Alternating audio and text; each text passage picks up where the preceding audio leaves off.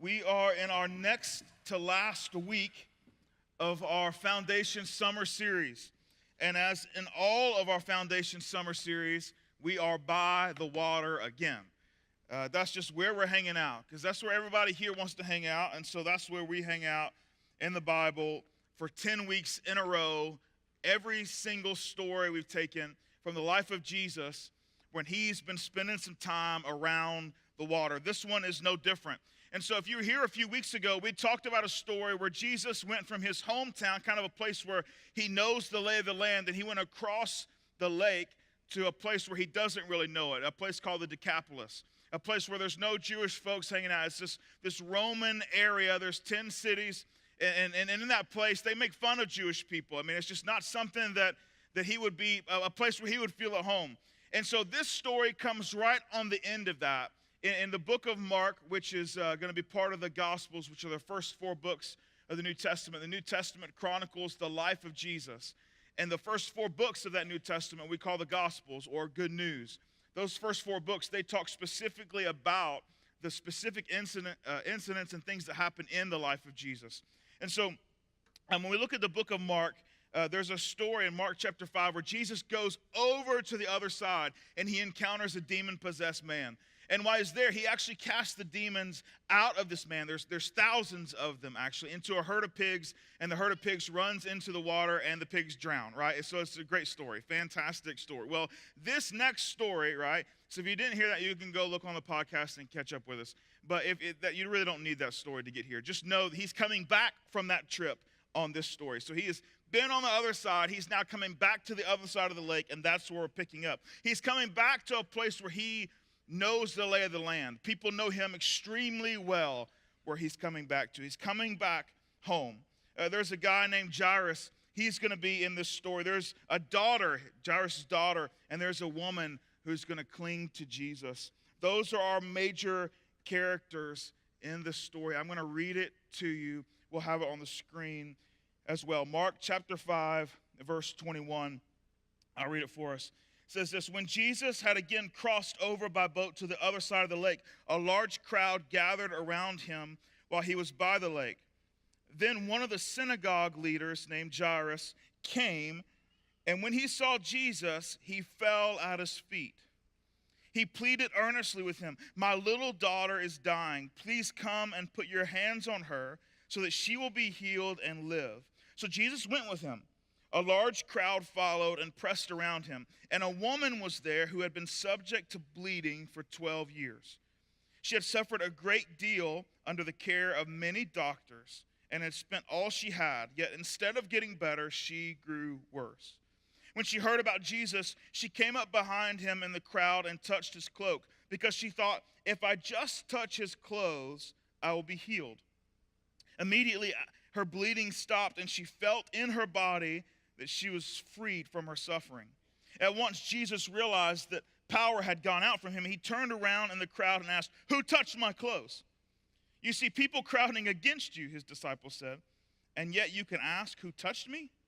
But Jesus kept looking around to see who had done it. Then the woman, knowing what had happened to her, came and fell at his feet, and trembling with fear, told him the whole truth. He said to her, "Daughter, your faith has healed you. Go in peace and be freed from your suffering." While Jesus was still speaking, some people came from the house of Jairus, the synagogue leader. "Your daughter is dead," they said. "Why bother the teacher anymore?" Overhearing what they said, Jesus told them, "Do not be afraid, just believe." He did not let anyone follow him except Peter, James, and John, the brother of James. When they came to the home of the synagogue leader, Jesus saw a commotion with people crying and wailing loudly. He went in and said to them, "Why all this commotion and wailing? The child is not dead, but asleep." But they laughed at him. After he put them all out, he took the child's father and mother and the disciples who were with him and went in where the child was. He took her by the hand and said to her, "Talitha cum," which means little girl, "I say to you, get up." Immediately the girl stood up and began to walk around. She was 12 years old. At this, they were completely astonished. He gave strict orders not to let anyone know about this and told them to give her something to eat. Did you notice the different types of people that came to Jesus looking for help? Did anything stand out to you as we were reading that kind of lengthy story? The different kinds of people. If you're someone who has studied anything about Jewish culture, specifically before Jesus is kind of introduced into it, there's this idea, this law that exists. They call it the Mosaic Law. They added lots of laws onto the Ten Commandments. And one of the things that they talked about, you can go and read it in the beginning of the Bible, in Exodus, Leviticus, Numbers, Deuteronomy. There's a lot right there about these laws that they put into place. Well, specifically, when we want to talk about the woman that came and touched him, it says that she was subject to bleeding. And so that's the kind of bleeding that women do, right? And the Bible PGs it up a little bit for us. But it was just nonstop for 12 years. And so typically you would have relief, right? Once a month it happens, and then there's done for a little. But for a Jewish person, specifically a Jewish woman, this was a big deal. Because during that time of the month, each month, you were considered unclean, which meant that you couldn't go to worship. You couldn't even interact with anyone else in worship. Specifically, the Jewish law said that anywhere you were to sit down, even if you were covered, that was then unclean and had to be cleaned. You couldn't sit at the same table with other people during that time. And so this lady has been suffering for this nonstop for 12 years. So for 12 years, everywhere she's gone, and she sits to take a rest, people understand and they know, and then they exile her to specific places. You go sit where I'll never sit, because we know we don't want to even touch that. Because the thing is, if you were to touch what she had touched, then you were unclean. And then you had to go through this huge ceremony of becoming clean again. And so what we have is a lady who is about as low as it gets when it comes to the social status in Jewish culture. An unclean woman that cannot get clean.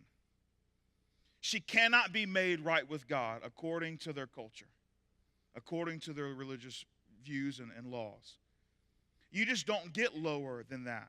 You might be able to say someone with leprosy who was cast out of the city altogether. Maybe that would be a close second, right around there. But it's just unbearable for this lady to live, not only in just the pain and the physical things that happens with that, but just the constant torment that no one thinks she's worth anything. That kind of person came to Jesus. And then did you see the other kind of person that came to Jesus? A leader of the synagogue. Probably from a status symbol standpoint, in this particular culture, in this particular land, at the top of the heap. There's no one that has more respect in this community than this particular man and the people that would occupy his same position. He was a religious leader.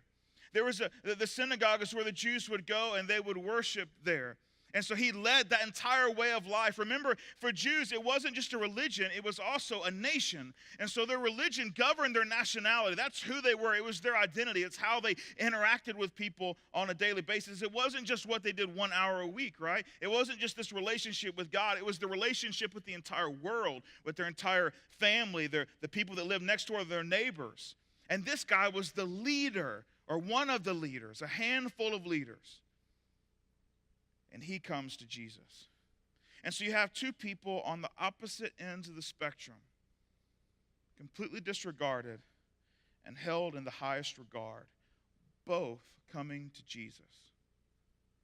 I think that should give us a little bit of indication as we ask ourselves, if you happen to be a Jesus follower, what kinds of people come to you for help? And if you see that there's only one kind of people that come to you for help, maybe there's some room to become a little bit more like Jesus. Because Jesus cares for all people, regardless of status. That's a true statement. We see it here in this story in Mark chapter 5, but we also see it throughout stories that are ongoing in the Bible. These two people are the epitome of each ends of our social spectrum. I also find it interesting that the way that this woman is healed, she just says, hey, I've just got to get close enough to touch him. Right? That's all I need to do. I just need to get close enough to touch him. Right?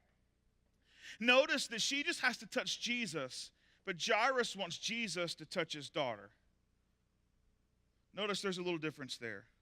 Maybe even the ability for faith. Like she's saying, look, Jesus doesn't even have to know that I'm here. If I can just get close enough to touch him, And Jairus is like, hey, I know you're pretty cool. In fact, there's another story in the Bible where someone comes to Jesus and says, hey, I've got this person that I care about deeply in my family. They're done. Can you heal her? And Jesus is like, I'll go. He's like, you don't have to go. I understand how this works. When you say a command, the people that you're in charge of listen. And so I know you're in charge of healing. So if you say it, it'll happen. And so Jesus does. And so we have a precedent in the Bible where Jesus doesn't even have to go to heal someone. So we can see kind of different levels of faith. Maybe a little bit more desperation by the person that's on the lowest end of society. Where she says, I don't even need Jesus to say my name. I don't need him to look at me. I don't need him to acknowledge that I exist. If I can just touch him. I find it interesting that is her approach. This actually is decently common. In Mark chapter 6, verse 56, there's another instance where it kind of gives a description. I'll read it to you. It says, and wherever he went, he being Jesus, into villages, towns, or countryside, they placed the sick in the marketplaces. They begged him to let them touch even the edge of his cloak, and all who touched it were healed. And so just coming in contact with Jesus was a theme that we see in the Bible that results in something miraculous happening, right? That's a reoccurring thing we see that's acknowledged here in another part of the Bible. I find it interesting that as the woman is attempting to get to Jesus, Jairus has already said, hey, come to my house. Come to my house, and I want you to heal my daughter, put your hands on her and heal her. And so it's this in-between story that this woman that's bleeding kind of inserts herself into this narrative. Jesus was teaching. When he had got out of the boat, there was such a large, overwhelming crowd that gathered because he was back on his home turf. They're like, Jesus is back, and so everybody came to see him. He interrupts that and to begin this trek to Jairus' house, and he's interrupted on the way by this lady who fights her way through the crowd and gets to the person that she needs the most. Jesus. I think it's cool that his disciples, Jesus says, hey, who touched me? Who touched me? And his disciples are like, dude, there's like 600 people around you. Like, everyone's bumping into you. Why don't you chill a little bit? That's what they're saying. Like, what do you mean, who touched you? Like, when did you become a diva? Who's touching me, right? That's what they're saying. And Jesus is like, no. Somebody touched me. They didn't touch me. They touched me, right? He felt the power leaving him. I love this. I read this week as I was doing some study for this, and unfortunately, I didn't write down who wrote it. I should have, but I loved it, so I wanted to tell it to you. He said this. He says, Jesus was surrounded by people, yet understood the need of the one who needed him most. Man, I thought that was really good. Jesus was completely surrounded by people, but he understood the need of the one who needed him most. I wonder if we have that ability to kind of hone in on the ones that need us the most.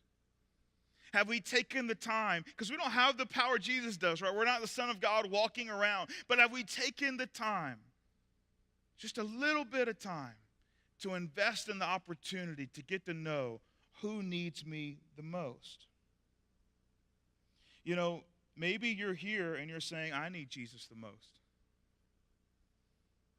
Or maybe you're saying, I think I need Jesus, but he can't hear me.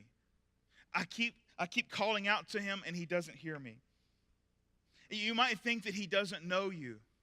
Like, my life is it's kind of spinning out of control and things just aren't happening the way it's supposed to be. And I see no evidence of Jesus in my life. All I see is a crowd of Christians this morning. I can't see Jesus anywhere. I can't get close enough to touch him. I'm here to tell you this morning that if you don't think he hears you, he does. If you don't think he knows you, he does. Jesus understands the people that need him the most. Here's the difficult thing. If you think that Jesus doesn't know you, maybe that means there hasn't been meaningful interaction in your life between you and God and Jesus previously. And if that's the case, how do you know what to look for when you are looking for Jesus? If you've never actually met him, if you've never actually spent the time to invest in the relationship, how do you know you haven't heard from him? How do you know he hasn't shown up in your life already? How do you know he hasn't provided opportunities that were cleverly disguised as incredible obstacles? And you just wrote it off as, that's impossible, I can't do it. And Jesus is saying, I'm trying to interject the things that are necessary for your life into your life, and you just keep looking at them and saying, no, that's too big for me to tackle. Maybe I can implore you this morning to spend a few moments with someone who does have a relationship with Jesus and ask the simple question, how do you hear from God? There's not a blanket statement that I can say, hey, here's your formula, 1, 2, 3, and now everyone is equipped to go home and sit in their room and hear the call from God and pick it up and say, oh, hey, finally, this is the formula. I thought you lost my number. Like, that doesn't exist. But I think there are people in your life, and if not, if you're saying, no, there's no one in my life. No, if you're in this room, there are people in your life. Right now, there are people here that woke up this morning, that are a part of our team, and the very reason that they got out of bed today, next to worshiping Jesus, was to come and meet someone just like you. It's a reoccurring theme when you jump onto our team and you start serving and you start hanging out in some of our off-site meetings or our prep meetings, you hear all the time, look out for the people that need you the most. Don't become blinded by your best friends, who you'll probably see tomorrow and Wednesday and Friday night. You can talk to them later. Watch for people that need you the most. That's why our church exists, to lead to Jesus. Not to hang out with Jesus with a bunch of our friends, but to go find people and lead them to Jesus. That's what we're chasing. That's what we're after. And so if you're here this morning and that's where you're at, I've got good news. There are people in your life at this very moment sitting within 10, 50 feet of you that would love to have that conversation with, this is how I hear from God. On the inverse of that, we've got to be careful. Do not let a crowd of Jesus followers keep you from getting close to Jesus. That's what was happening in this story, right? All these people wanted to be so close to Jesus. And she was fighting to get close to him. She was struggling. She was like, if I can just get close. I don't need time. I don't need FaceTime. I don't need a conversation. I just got to get close enough to touch him. I think in our own lives, sometimes if you're a church person, right? This is a church.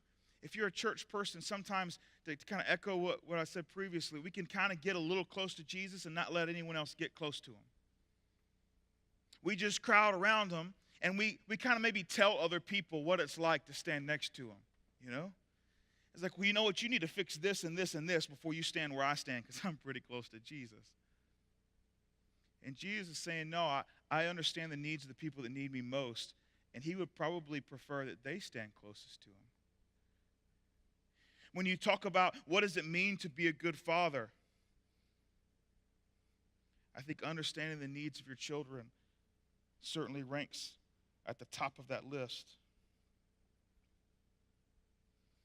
You know, how many people were next to Jesus? We don't know the exact number. How many people reached out to touch him? There's one. Let that sink in for a second. How many people were close to Jesus? But how many people actually reached out to touch him?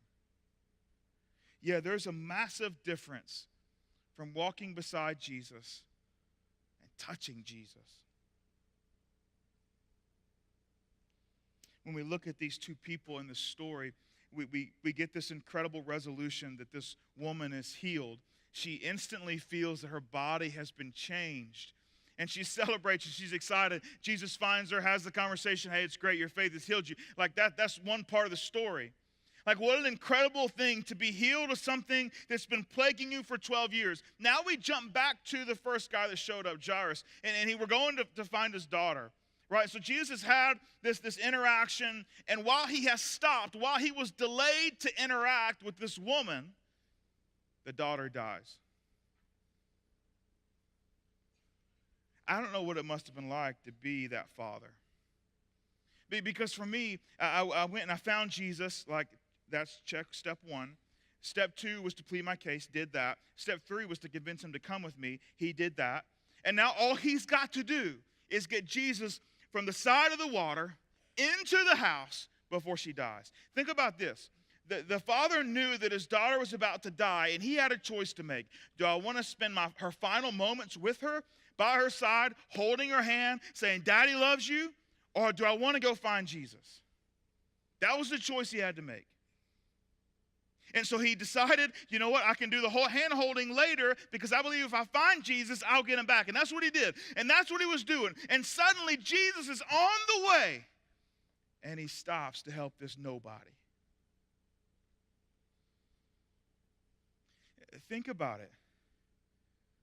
I think the author of the book tells us the story connected together because if anyone knew just how unclean that lady was, it was the person that was running the synagogue. You never know how many times he's had to clean up a mess that she had made because she sat somewhere they told her not to sit. Or she touched something she wasn't supposed to touch. And then he had to go in and clean up and make sure that he ritually cleansed that spot, right? There's no telling how many times in the previous 12 years he spent time to go through ceremonies to cleanse people and things of things she had made dirty. And now she's the one stopping Jesus from going to heal his daughter. Can you imagine the heartache just if you take that out of the equation? Can you imagine the heartache and the dad's just watching Jesus stop?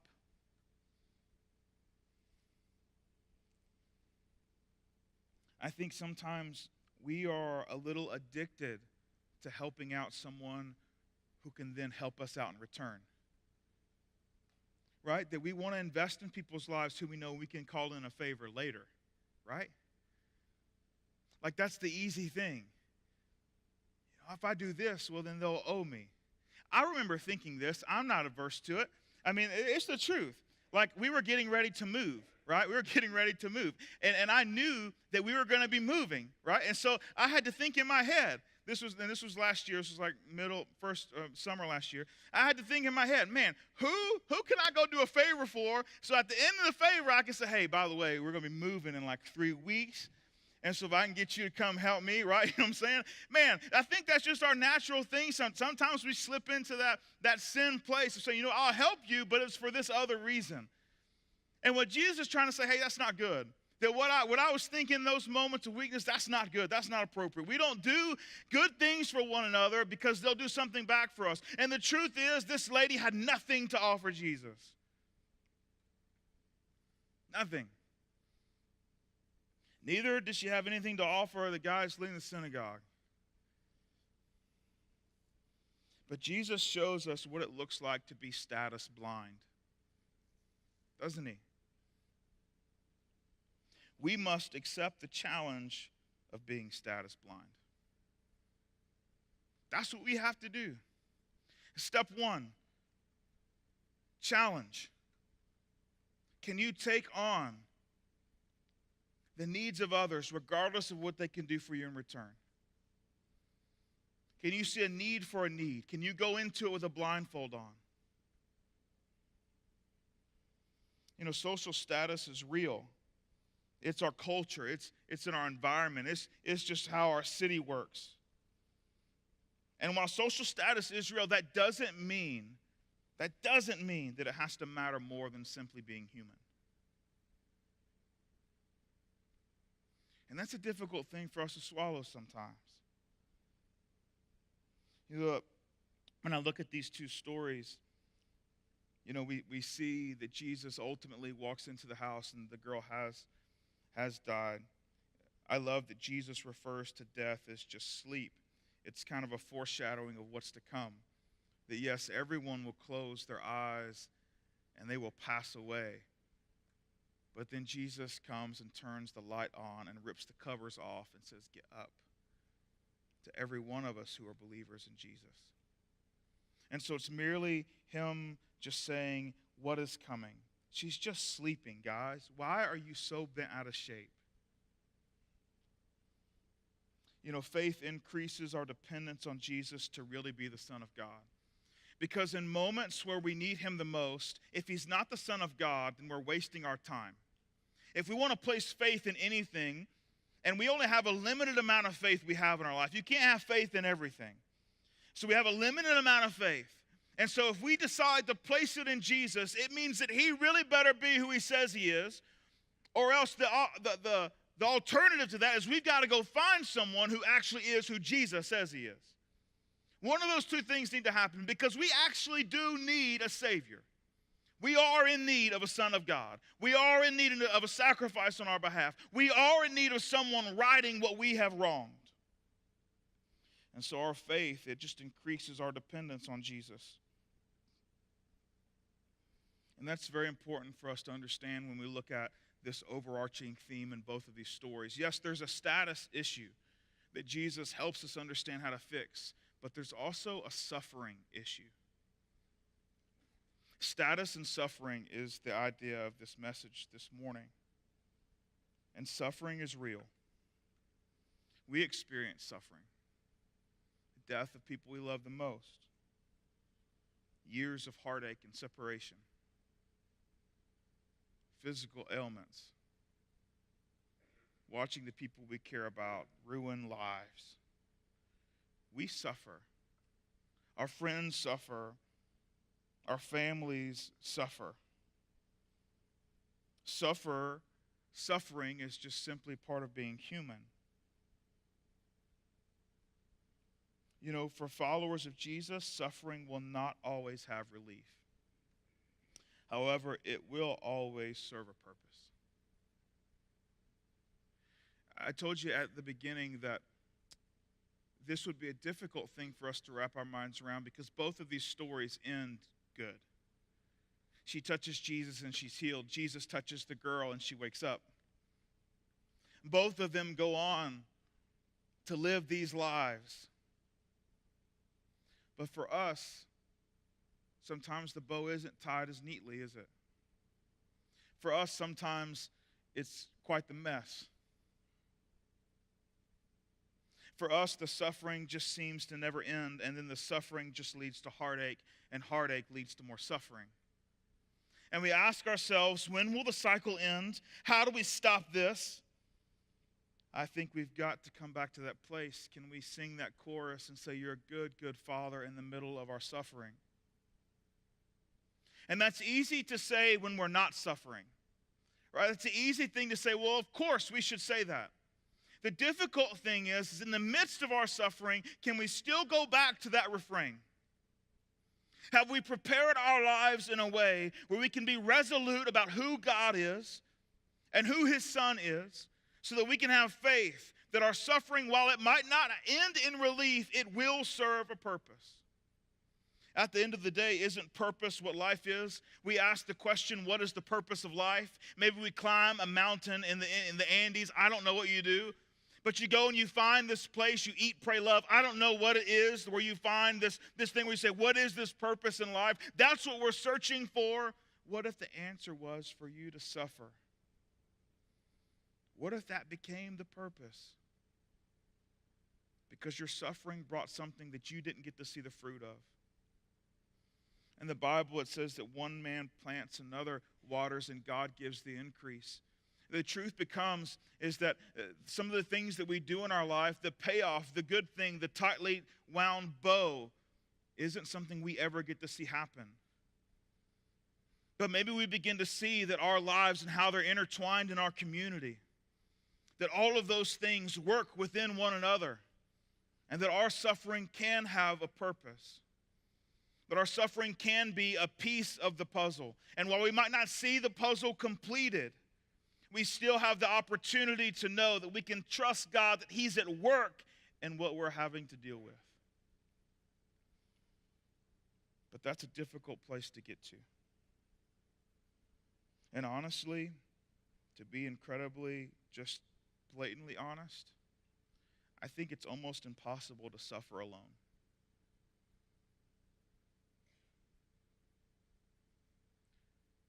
Being alone and suffering is just, I think it's just unbearable. Suffering and status are parts of life, but they also are opportunities for a community to be like Jesus. I want you to hear that this morning. Specifically, when you walk out of the door this afternoon, when you walk out of the door, I want two things to be kind of hot buttons for you this week. When you see status issues and when you see suffering, I want immediately you to say, that's an opportunity for our community to be like Jesus. When you see status issues, when you see suffering, it should just pop in your head, that's an opportunity for our community to be like Jesus. And so you might be tempted, though, to say, okay, well, when the community decides to do something about it, I'll definitely volunteer. Community always starts with one.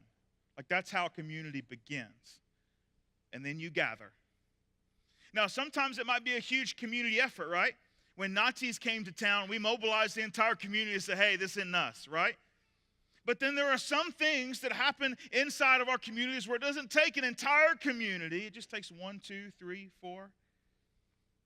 Where you see something, you say, you know what? That's my trigger. I see suffering, and you call your best friend, and you call your almost best friend, and you call a friend who wants to be best friend, but maybe you have a little leverage, and like if you do this, maybe I'll elevate you to best friend status. You call them, and like, hey, why don't we do something about this real quick? It wouldn't take no time. If the four of us got, man, we could knock this out.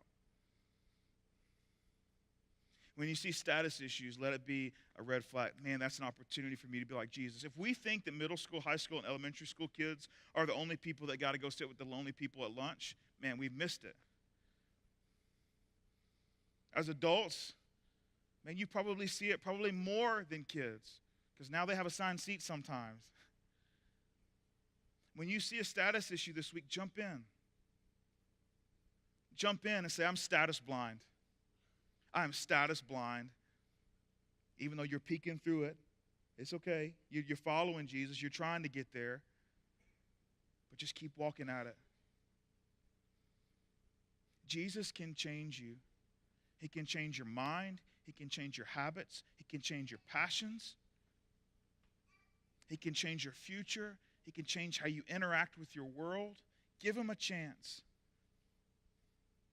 Status and suffering this week. Status and suffering this week. Status and suffering this week. When you see it, jump in. When you see it, jump in. Because then you become part of the story. Because when you jump into someone's life who's suffering, suddenly they see that my suffering has a purpose. If suffering can mobilize a community to do good, to draw closer to who they are in Christ, suddenly that suffering has a purpose. If that suffering can be made known and it inspires a community to pull up, put the boots on all the way and get ready to get dirty